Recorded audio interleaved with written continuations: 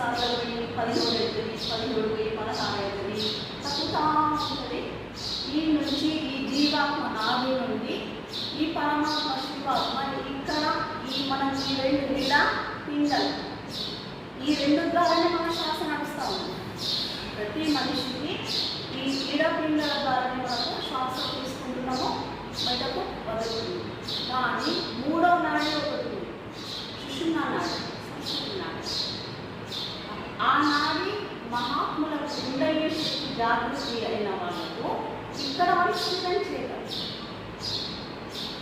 ఎప్పుడైతే మనం జ్ఞాన సాధన చేస్తూ ఉంటామో కొన్ని నిమిషాలు చేస్తూ ఉంటామో అది మెల్లగా ఊర్ధ్వముఖంగా పయనిస్తుంటుంది కళ్ళు.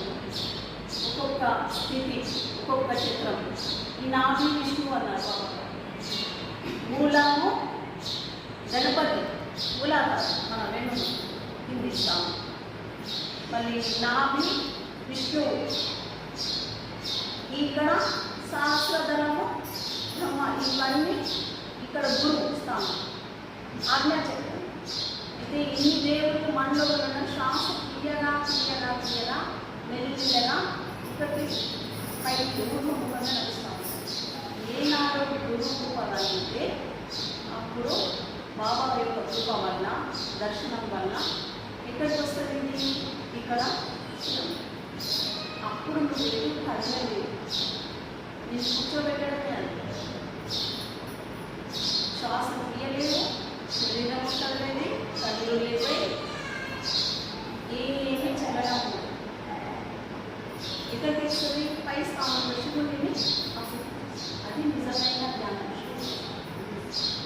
అది లభించాలంటే చాలా శ్రద్ధ, విశ్వాసం కావాలి, సంపూర్ణ కృప కావాలి. ఈనాడు బాబా గారు ఎందరో అనుభవాలు ఎప్పుడే చూస్తున్నాను, అందుకనే జ్ఞానం చేయాలి. అది ఇక్కడ ఏముంది, జీవేశ్వర్య యొక్క వేదము, జీవుడు ప్రకృతికి వశుడు, ఈ సృష్టికి మాయ, ఈ ప్రపంచానికి వశుడు. మాయ అంటే అందమైనది.